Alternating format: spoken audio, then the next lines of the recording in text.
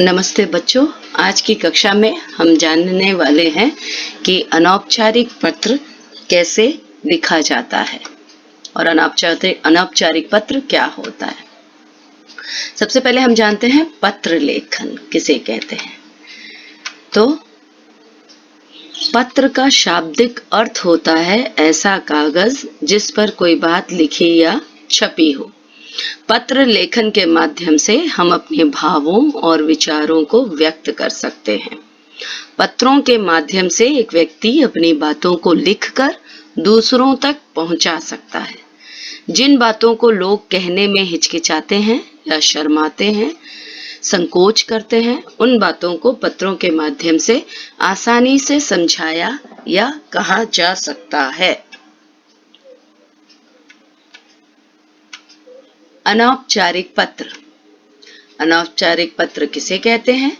अनौपचारिक पत्रों का प्रारूप यानी फॉर्मेट कैसा होता है? अनौपचारिक पत्रों का आरंभ और समापन यानी समाप्त कैसे किया जाता है?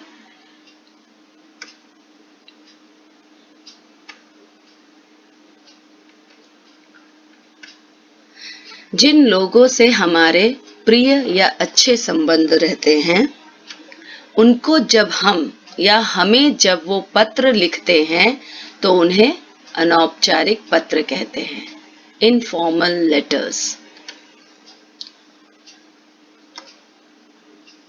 इन पत्रों में बनावटीपन यानी जैसा हम सोचते हैं, जो हमारे भाव है, विचार है, हम वैसा ही लिखते हैं। इसमें कोई बनावटीपन नहीं होता है। इन पत्रों में हम बिना संकोच अपनी बात या अपने विचार लिख सकते हैं। अनौपचारिक पत्र हम अपने सभी रिश्तेदारों और मित्रों को लिख सकते हैं। इन पत्रों में क्रोध, प्रेम, शिकायत आदि के भाव अपनेपन के साथ प्रकट किए जाते हैं। अनौपचारिक पत्र के रूप। कितने तरह के अनौपचारिक पत्र होते हैं? Types of informal letters. बधाई पत्र। आपका दोस्त या आपके जान पहचान में किसी ने कुछ अच्छा काम किया है तो आप उसे बधाई देंगे, वह अनौपचारिक पत्र है। शुभकामनाएं पत्र। आपके दोस्त का या आपके किसी रिश्तेदार की किसी अच्छे कर्म करने वाले हैं, कुछ अच्छा करने वाले हैं तो उसके लिए उसकी शुभकामनाएं। उनका जन्मदिन है तो उसकी शुभकामनाएं पत्र द्वारा बता सकते हैं। संवेदना पत्र। किसी के साथ, किसी अपनों के साथ कुछ बुरी दुर्घटना घट गई है तो आप संवेदना पत्र लिखते हैं। धन्यवाद पत्र लिखते हैं। आपको किसी ने कुछ गिफ्ट या तोहफा या उपहार दिया है तो आप उसे धन्यवाद कह सकते हैं पत्र के द्वारा। निमंत्रण पत्र यानी आपके घर में कोई उत्सव है तो और आप अपनों को निमंत्रण या बुलाना चाहते हैं तो निमंत्रण पत्र दे सकते हैं। तो ये सभी के सभी अनौपचारिक पत्र के रूप हैं। अनौपचारिक पत्र का प्रारूप यानी फॉर्मेट। कैसे लिखना है अनौपचारिक पत्र? पत्र के बाईं ओर पत्र भेजने वाले का पता, उसके बाद दिनांक, बाईं यानी लेफ्ट हैंड साइड। पत्र प्राप्त करने वाले के प्रति संबोधन यानी उसके साथ आपका क्या रिश्ता है, आप उन्हें कैसे बुलाते हैं, संबोधित करते हैं। पत्र प्राप्त करने वाले का संबंध अनुसार अभिवादन, जो आप उन्हें संबंध अनुसार उनका जो आप उन्हें नमस्ते कहते हैं या चरण स्पर्श कहते हैं, तो ये सारे अभिवादन हैं। तो पत्र प्राप्त करने वाले का आपके साथ उसके जो संबंध है उसके अनुसार अभिवादन। पत्र के आरंभ में पत्र लिखने का कारण यानी पहले अनुच्छेद में आपको लिखना है कि आप पत्र क्यों लिख रहे हैं, इसका कारण लिखना है। दूसरे अनुच्छेद में जिस विषय में पत्र लिखा जा रहा है उस टॉपिक यानी उस विषय को लिखना है। और पत्र की समाप्ति यानी तीसरे अनुच्छेद में परिवार के अन्य सदस्यों के प्रति अभिवादन करना है। उससे पत्र का जो जिसलिए आप वो पत्र लिख रहे हैं वो पत्र आपको समाप्त करना है परिवार के अन्य सदस्यों के, अन्य मेंबर, दूसरे जो मेंबर्स हैं उनके प्रति अभिवादन से। जैसे आप कहेंगे, जैसे शुरू करेंगे आप संबंध अनुसार कि प्रिय मित्र, ऐसा संबोधन किया आपने। फिर आरंभ में आपने लिख सकते हैं कि कल ही तुम्हारा पत्र मिला और पढ़कर मुझे यह पता चला। फिर जिस विषय में लिखना है दूसरे अनुच्छेद में वो लिखिए। फिर तीसरे अनुच्छेद में आप उस मित्र के घर में जो उसकी बहन है, छोटों को प्यार देना, बड़ों को मेरा सम्मान देना, आदर देना, ये सारी बातें से आप पत्र खत्म करेंगे। उसके बाद बाईं ओर यानी लेफ्ट हैंड साइड जो है, बाईं ओर पत्र लिखने वाले का पत्र प्राप्त करने वाले से संबंध, जैसे तुम्हारा मित्र, अगर दादाजी को लिख रहे हैं तो आपका पोता, आपकी पोती, इस तरह से, और लिखने वाले का नाम। अनौपचारिक पत्र का आरंभ और समापन, कुछ शब्दों का हमें प्रयोग करना पड़ता है अनौपचारिक पत्र के आरंभ में, संबोधन में और समाप्त करते समय, जब हम अपने संबंध के अनुसार उसे समाप्त करते हैं। तो ये तालिका देख लीजिए बच्चों, जैसे संबंध, नाम, पद। अगर अपनों से छोटों को तो आप संबोधन क्या करेंगे और अभिवादन कैसे करेंगे।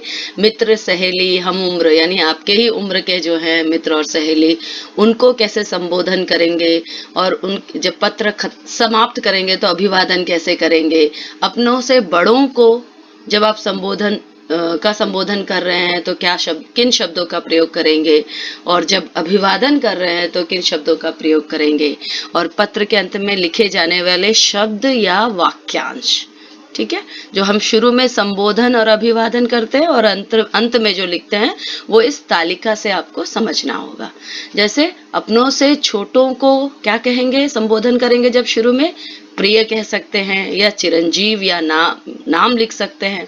और उनका अभिवादन कैसे करेंगे, सुखी रहो, शुभाशीष, आशीर्वाद। अपनों से छोटों को, हम यहाँ बड़े हैं।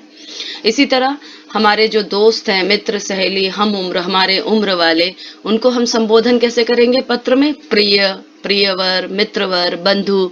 और अभिवादन कैसे करेंगे, नमस्ते। और अंत के पत्र का अंत जो लिखेंगे वो कैसे लिखेंगे, तुम्हारा प्रिय मित्र या तुम्हारी सहेली, उसके बाद नाम। इसी तरह हमसे बड़ों, इससे पहले आपने देखा हमसे छोटों और हमारे उम्र वाले, अब हमसे बड़े जो हैं उनको हम उनका संबोधन कैसे करेंगे, किन शब्दों का प्रयोग करेंगे। दादाजी हैं, पिता हैं, दादी है, नानी है, इन सब का आदरणीय, पूजनीय, पूज्य। और अभिवादन कैसे करेंगे, प्रणाम कह सकते हैं, सादर प्रणाम कह सकते हैं, सादर नमस्कार कह सकते हैं, चरण स्पर्श कह सकते हैं, चरण वंदना कह सकते हैं।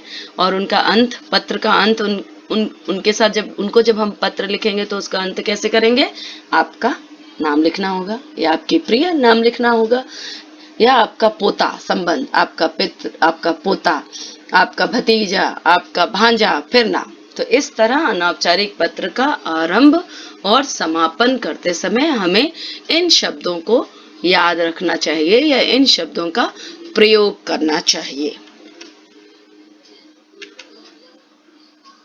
अनौपचारिक पत्र का उदाहरण, जैसे विषय दिया है आपको, जन्मदिन के उपहार के लिए दादी जी को धन्यवाद देते हुए पत्र लिखें। हमने देखा था अनौपचारिक पत्र के जो रूप है, टाइप्स ऑफ इनफॉर्मल लेटर्स में धन्यवाद पत्र भी था, तो यहाँ पर भी उसी का एक उदाहरण है बच्चों कि दादी जी को, आपको जन्मदिन में जो उपहार मिला है उसके लिए दादी जी को एक पत्र लिखकर धन्यवाद देना है।